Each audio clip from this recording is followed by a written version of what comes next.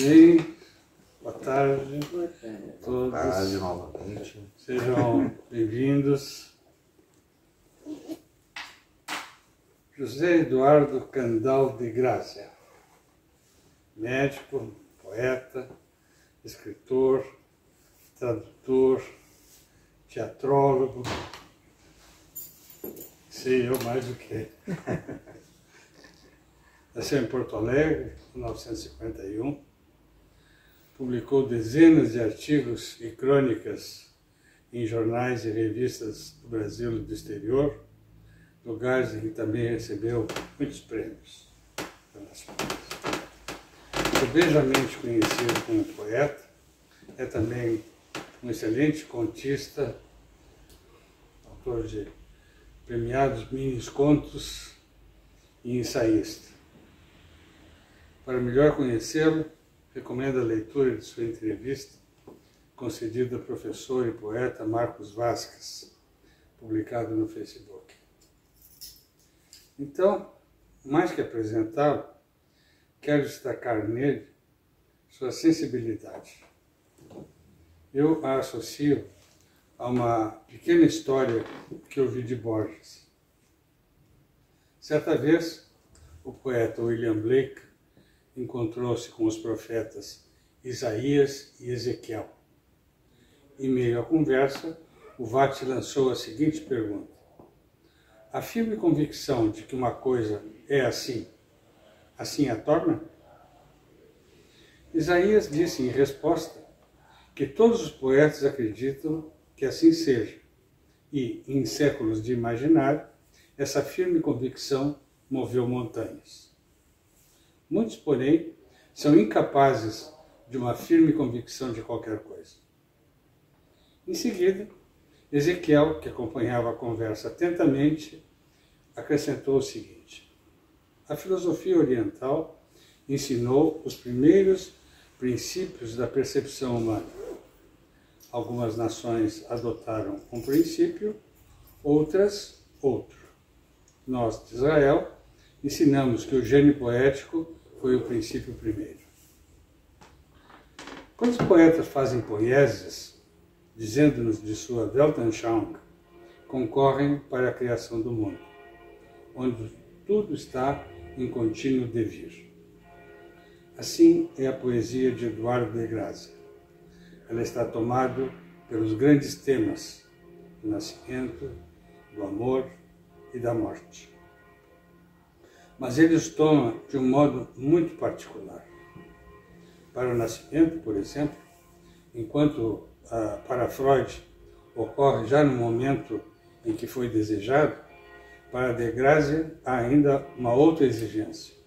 O homem nasce, diz ele, ao emergir para a vida, consciente do caos propiciado pelo desconhecimento de si mesmo.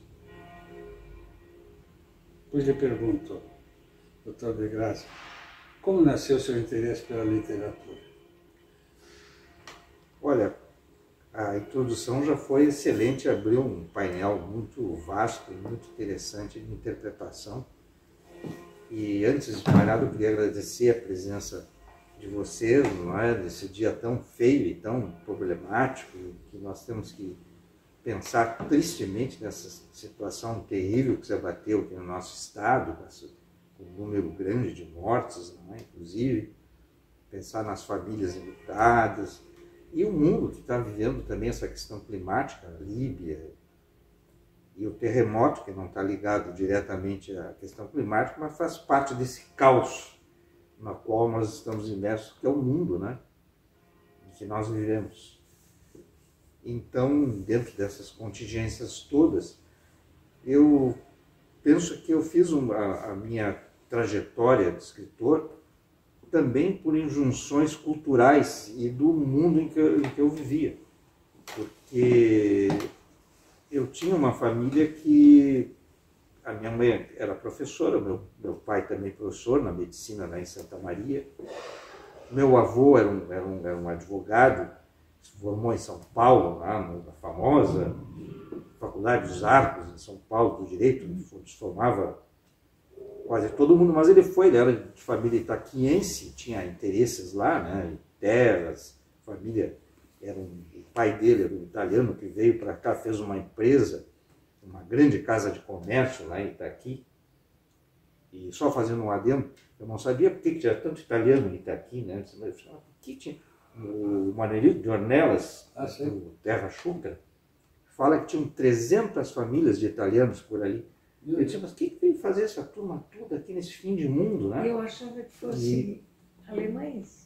Itaqui não é zona de colonização, é uma zona... É fronteira. É missioneira. Missioneira. E na época era estância, era gado, né? Não é, hoje não, hoje mudou, hoje o soja está em tudo, o arroz, depois entrou o arroz, depois o soja, mas na época era o gado. Mas enfim, esse meu bisavô fez essa casa de comércio lá. E eu me perguntava, mas por que tanto italiano aqui? Aí eu encontrei, depois de muito tempo, um livrinho de um professor, Bonorino, que era também de família de lá, dos italianos de lá. Ele faleceu muito cedo, esse professor, inclusive. Escreveu um livro precioso, Os Italianos na Bacia do Prato. E ali ele explica por quê. O contrabando. Era a riqueza. Era a riqueza daquela região. E ela fazia a ligação... de uma dessas colônias. A ligação de Itaqui com... Itaqui não, e além de mais, Itaqui não tinha aduana. Diferente de São Borja. Serranos. Aqui São Borja tinha aduana e tinha as corredeiras. Quem sobe de Itaqui para São Borja tem umas corredeiras que impedem a passagem muito boa. De Itaqui para Montevidéu, para ligação para Buenos Aires, livre. Então era isso. E na época não era assim, ataca o Bento Gonçalves, porque o Bento Gonçalves era contrabandista. Não era contrabandista, ele tinha terra dos dois lados da fronteira, ele passava o gado dele para um lado para o outro. Não é? E naquela época o tráfico o tráfico de mercadorias era praticamente normal. Até pouco tempo era. Mas enfim, e lá se tinha esse grupo. Meu avô tinha uma biblioteca enorme, imensa lá em Itaqui. Então eu me criei assim, em ambientes propícios à leitura. No colégio dos irmãos maristas em Santa Maria, eles incentivavam... Essa biblioteca que tinha lá, encontrou ela sozinha? Ou... Aonde? No meu avô? É. Na verdade, ele tinha uma biblioteca assim, que eram duas salas. O escritório dele de advogado era na casa. Ele tinha o escritório, com uma biblioteca enorme, e depois tinha uma sala-biblioteca. Então eram lugares que a gente frequentava e a gente ia ver, né? Já via ali, ele indicava livros. Isso que eu queria saber. Ele indicava livros, mostrava e tudo. Lembra qual foi de algum que ele tivesse indicado? Olha, ele para mim no Tu mesmo. não pode analisar. Oi? Tu não pode analisar. Não, mas é importante. Não, mas é importante porque são dados que podem trazer alguma coisa até para o próprio entrevistado. Ele mostrava, por isso ele gostava de mostrar para os mais jovens, assim, para as crianças, na época, não crianças, principalmente poesia, interessante. Principalmente poesia, porque era, entre aspas, mais fácil, né? Então eu me lembro de um livro do Da Costa e Silva, que era um poeta simbolista. Da Costa e Silva, o filho dele era da academia, agora acho que já faleceu. O filho desse da Costa e Silva era da Academia Brasileira. A ver com o presidente que tivemos? Da família do presidente? Não sei, não acredito, porque esse da Costa e Silva, eu acho que era... Bom, mas não posso afirmar, isso eu não tenho dados, né? Mas enfim. Então, eu acho que tanto a questão familiar quanto lá no Colégio Marista, que eles incentivavam a leitura, faziam grêmios literários. E em Itaqui também? Não, em Itaqui não, aí já em Santa Maria, porque nós morávamos em Santa Maria, os avós moravam em Itaqui, e nós passávamos as férias lá. Porque eu nasci em Porto Alegre, mas o meu pai foi lecionar na Universidade de Santa Maria, quando criaram a universidade. Sim. de Santa Maria, para o Mariano da Rocha, que era Sim, sim. Iam muitos daqui para lá para dar aula. ele convidou o meu pai para ir para lá. Meu pai era patologista, e naquela época, pouquíssimos eram patologistas, não tinha quase ninguém. E então a gente ficava nessa. E os avós paternos em Itaqui, e os avós maternos em Porto Alegre. Então a gente ficava. E aí vem a questão da viagem, né? Porque às vezes me perguntam, mas por que tu tem tanta essa coisa da viagem, do caminho? É da minha infância. Era o trem. Era o trem, aquilo para mim era Famoso maravilhoso. trem de Santa Maria. Minuano, trem minuano. Eu peguei um que me levou até Montevidéu. Sim, era maravilhoso aquilo, era uma coisa Saí fantástica, ali né? debaixo da... Não sei se te respondi assim, tem mais coisas, né? Mas... Sim, sim, não, é bem por aí, assim, porque fiquei com a ideia de que conhecia os livros com o avô, ou antes ainda Não, com o meu pai também, meu pai e a minha mãe eram professores, também Sim. tinham bibliotecas. Aham. A mãe Te era mais mostravam- ligada ali. te mostravam os livros? Mostravam, tava, mas o pai nunca foi assim de quer dizer, ó, lê tal livro. Ele deixava ali, quem quisesse pegava e lia. A minha mãe era mais ligada à literatura e o meu pai mais ligado à filosofia, história e ciência. Então eram coisas assim que a biblioteca dele, pessoal, assim, era muito ligada à parte de filosofia da ciência. Então ele tinha todos os livros, ele era colecionador de livros raros, então ele tinha todo Darwin, Lamarck, Spencer, todos aqueles grandes filósofos e naturalistas do século XIX, ele tinha originais. Ah, beleza. Sim. Então, no Colégio Santa Maria, em Santa Maria, interessante, eu dizia assim, que lá, o meu avô tinha já entrava nos simbolistas, a minha mãe também, o Vinícius de Moraes, que a minha mãe tinha, o Augusto Maia, o simbolista que foi diretor aqui da academia também, da biblioteca, não, da Divina Ah, eu sei, Divina Pastora. da Divina Quimera, não, Eduardo Guimarães. Eduardo Guimarães. O Colégio Santa Maria, por outro lado, era parnasiano. Lá não entrava modernista. Isso nos anos 50, né? Lá eram os românticos, era Castro Alves, Gonçalves Dias e os parnasianos. Sonetos. E o Olavo Bilac. Tudo. Então era interessante isso, porque eu peguei tudo isso, a gente lia tudo, né? Tudo isso.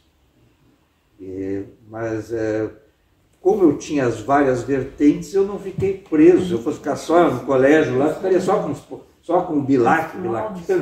Não, né? Eu tive as Não outras. ficava mal, né? Eu gosto muito. Até agora os parnasianos estão sendo recuperados, né? Mas eu nunca fui daquela coisa, os parnasianos são horrorosos. Claro que o parnasianismo foi levando por uma repetição de formas, uma retórica. Mas tem grandes poetas parnasianos. Né? Sim. Parnasianos não eram grandes poetas. Então, a gente sabendo medir essas coisas e ter as devidas influências, quando necessárias, é muito bom. Lembra de algum livro assim da época, não? Que marcou? Pois eu acho que são esses aí, o Eduardo Guimarães, o Vinícius de Moraes, são os parnasianos, que eu lia lá, o Olavo Bilac, a gente era obrigado a declamar, inclusive. A gente tinha que decorar e declamar. Depois eu nunca mais decorei, esqueci, inclusive. Mas na época a gente decorava. Sim. E era, a mim faziam decorar também. Algumas eu ainda até me lembro. Mas eu não ligava muito para os autores. Já ligava naquela época, assim? Eu acho que eu já concordo. Eu saí a partir dos 7 até os 11, 12, 13 anos, né? Porque deve ter ido para Santa Maria já com uns 10 anos. Não, fui menos. Menos. 7 anos, 6 para 7 anos. O início do colégio foi lá. Primeiro ano, foi lá em Santa Maria. E realmente, os autores não eram tão importantes assim. A gente pegava mais, era o tema, né? Era o tema. É claro que os pais chegavam e diziam, não, esse aqui, o Eduardo Guimarães, a minha mãe gostava muito, o Vinícius de Moraes, que já era um poeta reconhecido na época, antes da Bossa Nova ainda, né? A mãe é que É. se ocupava mais. Sim, né? sim. Interessante. Sim. Então, dessa amálgama toda, dessas influências todas, dessas leituras, é que foi surgindo o gosto, né? E a medicina, como é que entrou aí? Aí eu acho que é influência paterna mesmo, Pai, né? né? Influência paterna. Porque eu sempre gostei muito da ciência também, né? E o pai tinha muita abertura para a cultura também. Ele não era tão, vamos dizer, a partir de uma determinada idade, eu acho que mais velho, ele começou a procurar mais livros de literatura. Porque antes, assim, ele procurava literatura quando tinha alguma coisa a ver com a ciência. Então, ele queria entender uma questão cosmogônica, ou de biologia, eu lembro que ele gostava muito, ele lia o De Rerum Natura, Sim. que é evolucionista, né? Sim, sim. Então, ele lia em latim para mim, eu falei, que maravilha isso. Eu acho que todas nós estudamos latim. Tu não?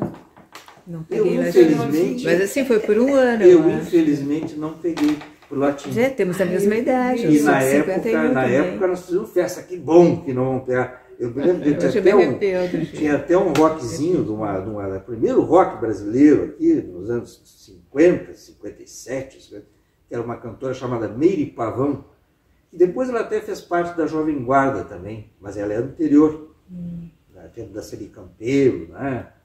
E ela tinha uma música que fez um sucesso nacional. Por que preciso do latim? Era o título da música. Era um rockzinho daquela época, né? Aqueles rockzinhos baladinhos, assim.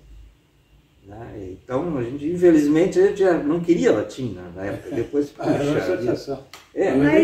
Mas a gente estudava latim, mas não grandes coisas de latim. Eu tive Era 5 no anos de ginásio, latim. aqueles né? 4 anos. Inclusive, é um Eu tinha 4 cinco anos. me dava 4 um- anos de ginásio. Eu acho, hoje, quer dizer, não hoje, há bastante tempo, eu disse, mas como me fez falta latim para tudo. Cultural, né? Até para Culturalmente medicina, para quantas coisas tem fontes no latim. E na cultura nem se fala, né? Em várias línguas, né? Em inglês, é base para tudo, né? Sim. Interessante. E eu sei que quando entrou para a faculdade, andou suspendendo a matrícula para poder escrever um pouco.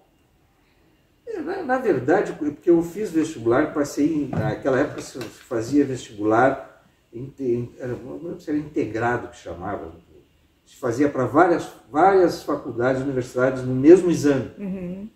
E eu me classifiquei na Católica de Pelotas. Foi a primeira vez que eu fiz. E eu não tinha feito o cursinho, porque na verdade, para dizer que não fiz, eu fiz 1 mês de cursinho no Mauá. Fiz 1 mês, só para revisar coisas, né? Aí passei lá e disse, não quero, vou fazer lá. Tá. E aí fiz até o 3º ano lá. Na Católica?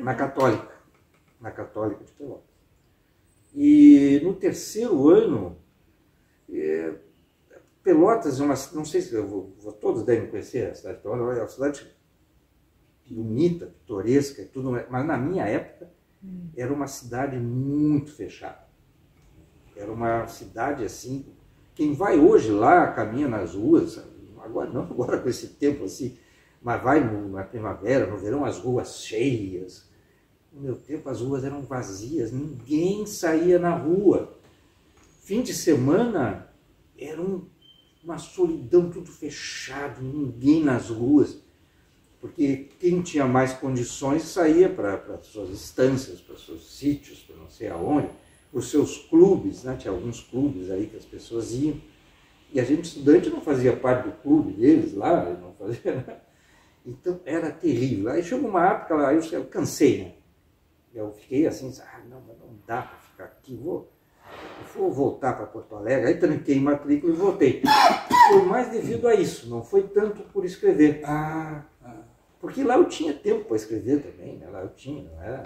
Foi mais essa questão assim de me sentir tolhido, me sentir... Mas publicou um livro nessa época. Sim. Primeiro livro, lá o Permanente, Isso. eu estava lá. Eu estava lá. Terminasse a faculdade aqui. Terminei lá. Aí eu vou terminar a historinha. Eu vim para cá e fiz vestibular de novo. Aí passei, na época, eles chamavam de básico, na URGS, eu passei na URGS. Só que aí eu fui me matricular e eles disseram, não, tu vai ter que repetir. Aí eu cheguei e disse, não, eu não vou repetir, vocês têm que me botar no terceiro ano. E aí eles não aceitaram. Não fizeram aconselhamento de currículo. E eu, na época, o meu pai tentou, mas eu na época eu disse, não, eu não vou fazer isso. Tal. Aí eu podia ter me informado na URGS. Mas aí eu cheguei, não vou, eles têm que fazer, porque eu já fiz esses anos, não vou repetir. Bom, aí sim, não aceitei, não me matriculei, aí resolvi voltar para Pelotas, fazer lá, terminar. Aí terminei lá. Foi uma bobagem, podia ter feito aqui, né? A minha faculdade foi muito boa. Anos de faculdade é muito, né? Eu acho. É muito. Mas, do ponto de vista... Depois não me pesou isso, né? Porque eu fiz concursos públicos, fiz concursos, passei tudo. Quer dizer, a faculdade que eu peguei lá era muito boa. Uma faculdade que me deu uma... A de Santa Maria era muito boa também. Santa Maria era ótima. Vou aproveitar para te perguntar uma coisa que eu sempre tive muita curiosidade.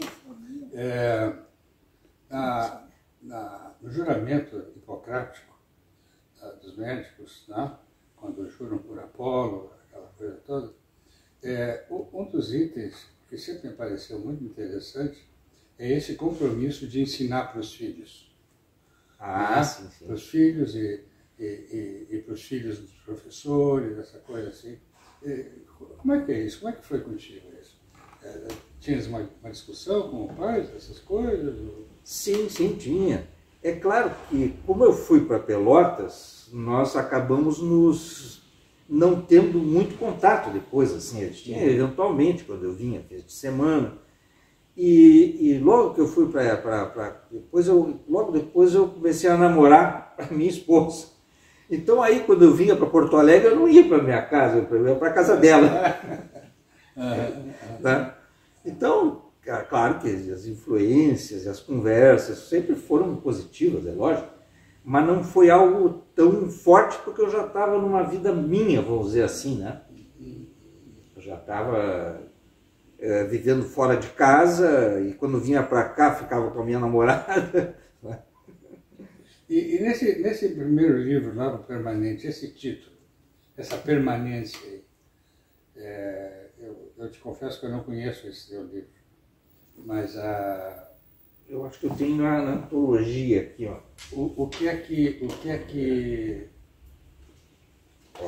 Qual é a importância dessa permanência?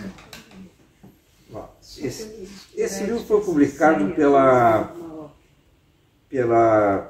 pelo IEL, no tempo que a Cíntia Moscovitch era a diretora. Ela foi diretora lá e fez trabalhos muito... Ela publicou... Qual é o ano? Esse ano foi 2001. Sim, eu conheci a Cíntia nessa época. Ela estava lendo Dom Quixote. Então, quando eu a conheci lá na E esse livro lá, Permanente, ele tem o próprio título, assim, ele é muito daquela fase final dos anos 60, início dos anos 70, que era dominado pela geração de 60, que aqui era representado pelo Nejar, pelo Trevisan, e que nacionalmente era somente o grande ídolo, era o Cabral, o João Cabral de Melo Neto, e que era uma poesia muito forte, muito concreta, muito sintética e, de certa forma, hermética, procurando temas assim, bem construtivistas, vamos dizer assim. Em cima de pedra. Exato. Eu tenho um poema em homenagem ao Cabral, chamado Pedra que não Pedra, nesse Lava Permanente. Então, porque o Lava Permanente ele nasceu dessa injunção da época, né, dessa coisa concreta, dessas palavras fortes e quase definitivas, mas foi Lava Permanente, na verdade, também ligado ao poema que ganhou o primeiro prêmio que eu ganhei, foi do Biênio da Colonização e Imigração sim. do Rio Grande do Sul. Sim, esse eu conheço. Então é um poema sobre a imigração italiana. Lavra permanente, a lavra dos colonos, dos imigrantes. A lavra da terra. Então eu uni as duas coisas, essa tradição dessa geração, as palavras fortes, concretas, que dão um sentido muito objetivo, mas aí eu liguei a tradição, a lavra é dos imigrantes. O que eles fizeram, o que eles... E esse poema ganhou o primeiro prêmio de poesia do Biênio da Colonização. E eu tinha 19 anos, 20, e foi um prêmio muito bom, que era um prêmio nacional, então com uma concorrência muito grande, e tinha um prêmio em dinheiro muito importante. Com esse prêmio eu comprei a minha primeira máquina de escrever, era uma Lettera 32. 22. 32. Ah. Ela já era A minha Lettera 32. Era muito boazinha. Ela portátil já, era portátil, mas era boa. Só uma coisinha, claro, agora o senhor me fez lembrar, o meu neto chegou lá em casa e disse assim, vó, o que é essa coisa horrível diante do século passado? E tu era uma máquina de escrever. Uma máquina de escrever, Eu realmente, me senti assim, a própria. Aí comprei a primeira máquina de escrever e fiz uma viagem para o Nordeste.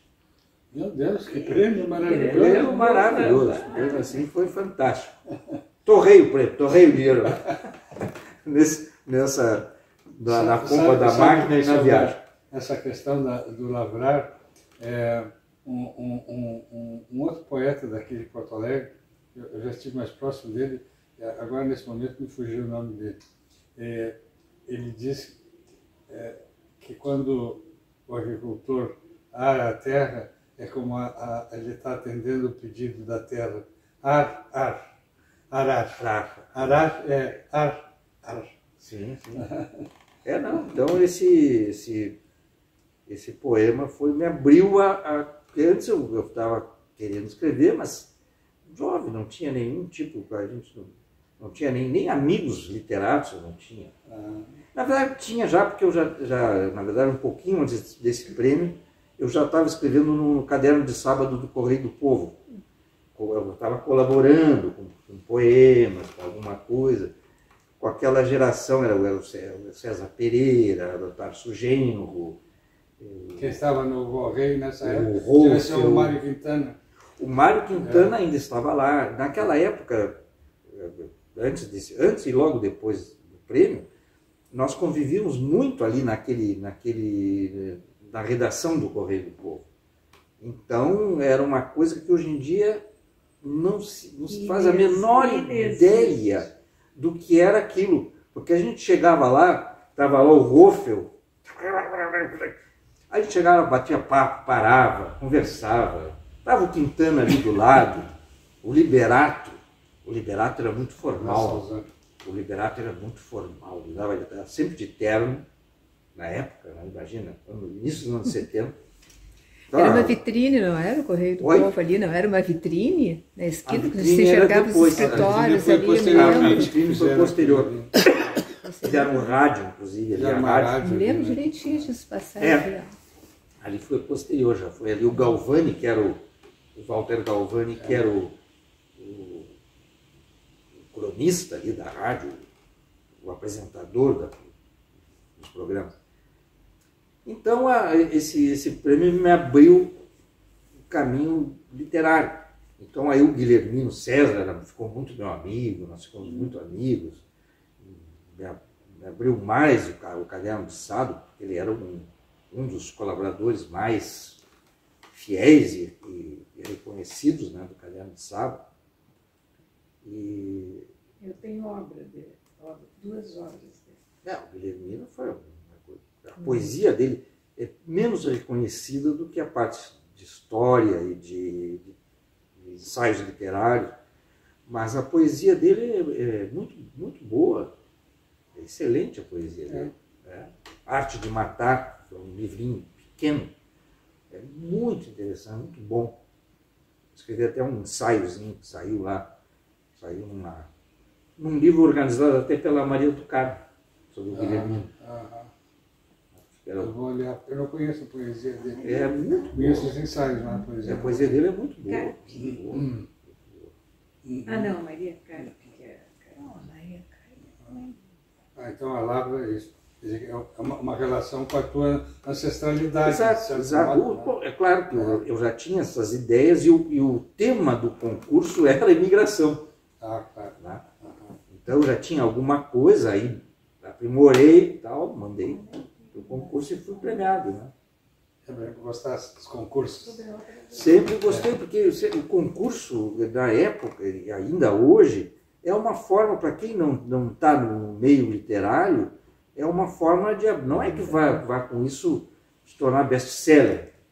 Isso não ocorre. Mas, pelo menos, tu te tornas conhecido, né? Do meio literário. Isso abre portas que antes estavam fechadas, vamos dizer assim, ou quase fechadas, para editoras, etc. E assim, a tua poesia, entendo na tua poesia, tu relacionas ela assim com um poeta que tenha te influenciado mais que outro? Pois é, eu era quando na adolescência, com aquelas influências todas que eu era do romantismo para o simbolismo. Tinha um que lias mais que outro? Né? Eram todos aqueles poetas, o Eduardo Guimarães, o Alceu Vamose, os modernistas mais ligados ao simbolismo, o próprio Vinícius de Moraes, a Cecília Meirelles, mais do que os ligados ao parnasianismo, que depois é que eu fui descobrir, o Cassiano Ricardo, por exemplo, né? Que eram, então, que o modernismo tinha dois grupos, um que veio do simbolismo e outro que veio do parnasianismo. Manuel Bandeira era uma mistura de parnasiano com simbolista. Era uma mistura. Mas o Cassiano era totalmente, o Cassiano Ricardo era parnasiano mesmo. E o próprio Mário de Andrade era meio parnasiano. Sim, era o Mário de Andrade. Quem não era nada disso era o Oswald de Andrade. Esse era anarco. Esse já entrou modernista. Não tem nada de parnasiano, nada de simbolista. Mas, enfim, eu estava ligado a essa corrente. Eu assinava nessa época Cadernos Brasileiros, né? Sim. E eu acho que não havia muito Mário de Andrade por lá. O Cassiano Ricardo estava sempre. O Cassiano Ricardo, ele teve uma... O Mário de Andrade morreu cedo, né? Relativamente. Hoje é cedo. Ele morreu cedo, morreu em 40... O Oswaldo foi longe. Né? E o Oswaldo foi mais longe, e o Cassiano bem mais longe ainda. E o Cassiano foi se adaptando às vanguardas.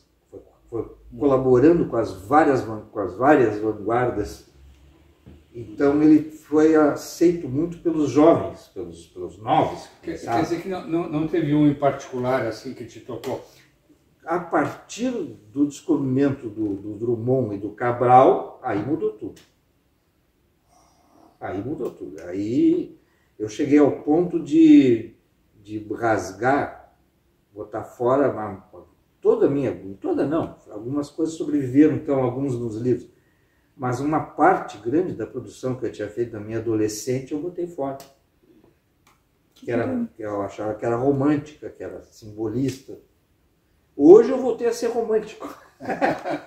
Mas que judiaria. Pois é. Tu não notificasse para ninguém? Oi? Tu não notificasse para ninguém que tu ia botar fora? Não, tomei a decisão, cheguei a dizer, não, isso aqui não está... Porque eu vi, aí eu já era amigo do Nejar, já conhecia o Nejar, aí eu queria entrar naquela geração. Uma coisa errada, porque eu nunca... Eles já eram uma geração formada, né? Já estavam estruturados.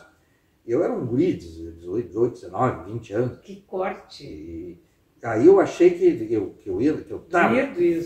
eu estava naquela geração dos anos 60, né? Claro, todos eles ficaram meus amigos, mas todos eles tinham 20 anos mais velhos que eu, né? Eles eram 20 anos mais velhos que eu.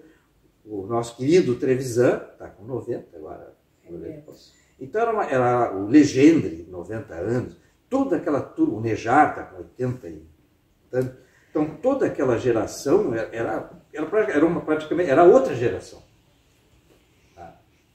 Porém, eu não renego essa influência dos anos 60, assim como passei a não renegar aquela influência minha da adolescência. Hoje eu não renego nada. Mas quando a gente é muito jovem, a gente é mais radical, né? Então eu disse, não, isso aqui não tem mais sentido, isso aqui está fora dos novos tempos. Eu vejo que dá um valor assim, importante para as escolas, né? Eu vi recentemente uma entrevista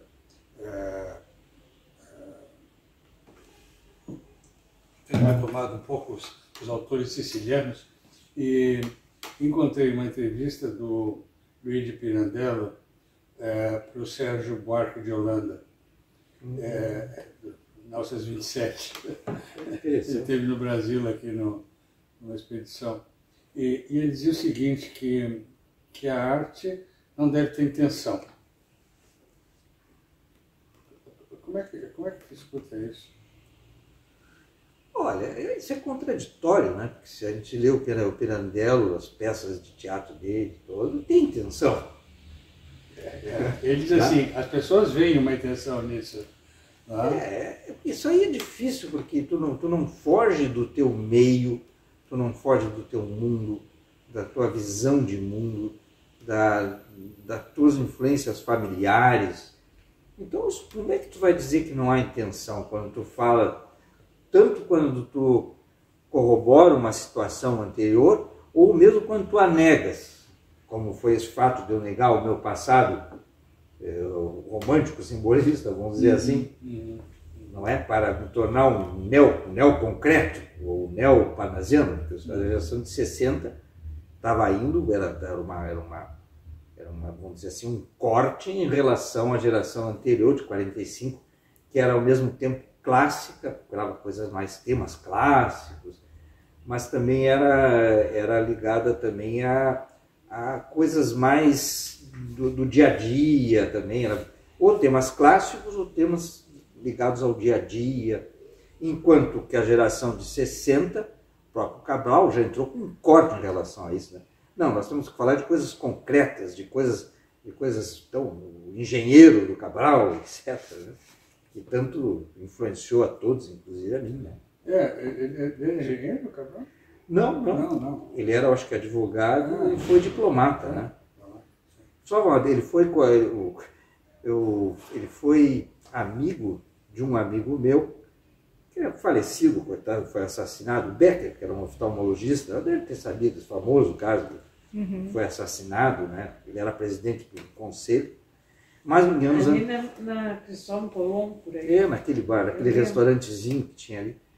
E o Becker era um sujeito, tinha uma vida muito cheia de coisas, era um sujeito muito contraditório. Mas ele, quando se formou aqui, ele foi para a França, ele fez a formação dele na França. E da França ele foi para a África, trabalhar na época não era Médicos Sem Fronteiras, mas era uma coisa parecida. Assim. Dos casos das minas, né, que é muita gente para lá. E ele foi para lá, e aí ele conheceu o Cabral, que era diplomata do Brasil no Senegal. As bombas. Né? E aí eles que tomavam uísque, se encontrava o Cabral, tomava uísque com o Cabral.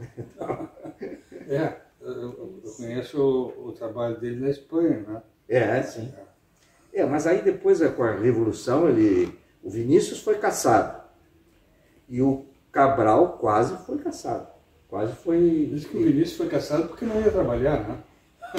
Isso o Médici disse. Quando foi... Isso o Médici disse. Isso o Médici disse. Ficava 3 meses sem aparecer no trabalho. Isso o Médici falou. O general Médici falou isso. Que o que ele tinha caçado não era por questões políticas, era por questões que o Vinícius não ia trabalhar. Mas muita coisa pesou aí. Pesou que ele era um cara, obviamente, mais à esquerda, ele não apoiou a Revolução, como Cabral não apoiou, e era um sujeito artista. Na época, não era artista, tinha escritores, o próprio Guimarães Rosa, era diplomata e tudo. Né? Mas artista em termos de música, de se apresentar em palco, em boates. Sim, era ele. Né? Não, depois ele foi restituído. Né? Não, o que ele fez de levar a nossa música para outros lugares. Sim, mais diplomacia do que ele fez. Aquele teu livro dos diplomatas, desgraçados dos escritores. Exatamente. Bom, esse livro dele é um livro de contos pequenos, são muito interessantes, né? Os mini-contos deles. Mas o teu livro sobre os unicórnios, eu quando escrevi sobre os teus unicórnios... tá aí. Quando eu escrevi sobre os teus unicórnios, se quiserem dar uma olhada, eu entendi que os unicórnios eram os poetas. Nunca me dissesse nada da minha interpretação, porque o Ezra Pound diz que os poetas são as antenas da raça. Né? Os unicórnios são os poetas. Está de acordo, então? Estou de acordo. Apesar que eu faço uma brincadeira, porque unicórnios começaram a ser chamados, de um tempo para cá, os CEO, os SEALs, os seus, em inglês seria SEALs. Os CEOs das empresas, que são empresas únicas e com grande capital. Eles começaram a chamar de unicórnios. Sim. Unicórnios. Então eu faço uma brincadeira com isso. Tem ideia de quando começou isso? No final dos anos 90, anos 90, por aí, unicórnios. Trabalho muito com essa gente. Pelo menos foi quando eu comecei a ver nos jornais, né? Porque eu comecei a ler que eles chamavam essas pessoas, esses empresários, esses executivos, né? De unicórnios. Então eu fiz uma brincadeira também em relação a isso. Né? Tipo raros. Então, esses livros foi uma trilogia, né? Lições de Geometria Fantástica, Parábola para unicórnios, e o outro qual é o outro? De uma trilogia? Eu fiz o... Deixa eu ver aqui. Não. Lições de Geometria Fantástica, Parábola para unicórnios. Não, são os três. São os três. Lições de Geometria Fantástica, o Parábola para unicórnios, né? E terceiro? E esse terceiro que eu citei, e que eu vou ver aqui de novo, porque aqui tem que ter. Aqui tem que ter.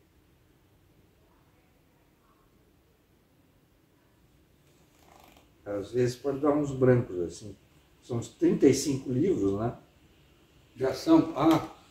Quando a gente vê as biografias dele, assim, já escreveu 19 livros. Bom, agora está atualizado, 35. Agora aumentou. Mas enfim, são esses livros que eu voltei que eu fiz um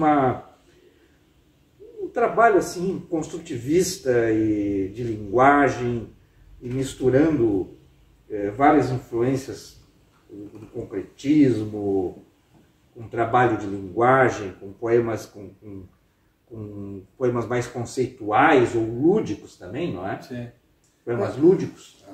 Eu acho muito interessante, às vezes se utiliza do próprio processo criativo para compor em cima disso. Né? Sim.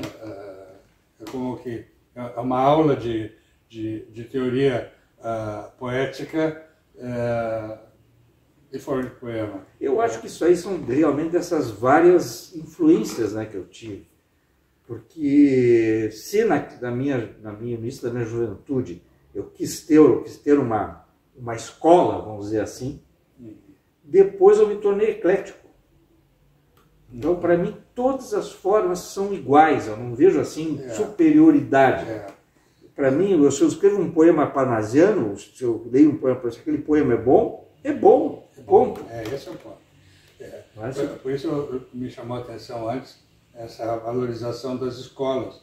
Eu acho que tem um momento que é isso, mas tem outro que me parece mais importante, é quando a inspiração toma conta e diz como é que tem que ser as coisas, né? Mais do que uma regência silábica e tudo mais. Eu acredito que isso eu tinha antes dessa fase da geração de 60 e comecei a readquiri-la a partir do final dos 90 e início dos 2000. Quer dizer, deixar a poesia respirar mais. Quer dizer, deixar que a imagem e a metáfora voltasse a ter importância. Outro dia, acho que não viu, mas eu reproduzi um poema seu no Face, aquele que termina em dizendo que esperava construir a metáfora absoluta. Isso foi há pouco tempo que eu publiquei. É uma metapoesia, né? Sobre o inconsciente, o conceito, como se formam as metáforas. Fiquei um pouco preocupado com aquele absoluto. O absoluto. Porque a metáfora, justamente, que eu entendo dela, é o seu valor de estar sempre podendo representar outra coisa. Né? Não, ali a ideia... Lembro dessas pessoas que recitam lendo o guia telefônico. Uma vez tinha gente que fazia isso, né? Sim, lendo os nomes e transformavam aquilo num por isso que os parnasianos caíram muito de descrédito, muito por causa desse tipo de declamação. Claro. O cara pegava um poema, e também alguns poemas gauchescos, a mesma coisa. Então, a gente vê... Empobrece um pouco. E poesia gauchesca tem coisas maravilhosas, eu gosto muito. Mas tem outras que é aquela coisa retórica, o cara enche o peito e fala com aquela voz, e está dizendo uma bobagem, não é? Então, nesse sentido, esse tipo de coisa assim. Mas nesse poema, eu acredito que o absoluto ali não é em relação a uma projeção do poema, é a forma em si. Ele é absoluto enquanto existência. Ele é aquilo ali. Ele é absoluto enquanto existência. Não que ele queira fazer outros impedimentos, ou achar que tudo é absoluto, é aquilo, tem que ser assim. Não, é que ali ele é absoluto. Absoluto como existência, não é? Porque nesse poema do Adriano Winter, eu achei muito importante esse que eu coloquei no Facebook, como quando ele diz assim, que o poema ele importa quando ele vai além das palavras, quer dizer, quando ele te leva ao de lá. Claro, esse poema a que tu te referes, ele é, na verdade, um poema ligado a essa tradição da geração de 60, esteticamente falando, né? Então, como eu digo, eu não renego nada. E eu escrevo, às vezes, uma pessoa escreveu num lugar, porque está quase escrevendo, quando tem poetas hoje ainda, que escrevem aquela forma rígida, pequena, cortam tudo. E isso é um problema que pode levar ao empobrecimento. Pode escrever, pode fazer obras muito interessantes. E aí diz, porque os que fazem diferente estão fazendo prosa. Não. Não necessariamente. Não que a prosa não possa fazer isso. Pode. Lembro da Hilda Simões Lopes, que ela diz assim que um livro bom para ela é o livro que de vez em quando ela precisa descansar no peito. Quer dizer, são aqueles textos que nos levam além, né? E a poesia do José Eduardo de Graça nos leva muito longe. Eu acho que essa questão de da forma do poema e da sua projeção em outros níveis, isso faz parte de todo o poema. Agora, tem formas que são mais abstratas, mais geométricas. Então, eu gosto de fazer isso também. E aquele poema é isso aí. Ele é uma metafísica, ele é uma metapoética. E obviamente, eu comecei a ter o seguinte, cada metáfora, cada assunto, e isso eu uso também para a prosa, né? Procura a sua forma. Se eu quero fazer uma coisa assim metafísica, eu vou fazer uma coisa ligada a uma forma mais sintética, mais objetiva.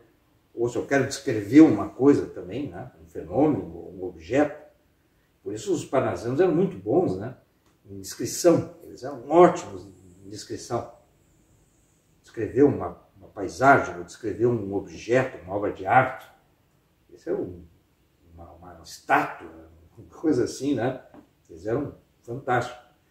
Mas o poema, quando ele quer sair disso, ele quer lembrar uma história, quer lembrar uma vivência, um sentimento, aí é outra forma. Aí ele procura outra vazão. E aí, em geral, os versos mais longos são melhores, porque tem mais musicalidade. Enquanto que as formas sintéticas, elas são muito quebradas, elas são muito cortadas. Mais duras. Mais duras. Porque elas se aproximam de uma metapoesia, vamos dizer assim. Não? Muito obrigado. Antes de eu trouxe tantos livros aqui, né? Então eu gostaria só, essa questão dos prêmios, né? Por isso que os prêmios foram importantes, né, para mim. Eu comecei a participar de concursos, inclusive no estrangeiro, e eu ganhei vários prêmios na Europa, e isso levou eu sem querer, eu não sou orgulhoso, mas também não sou humilde.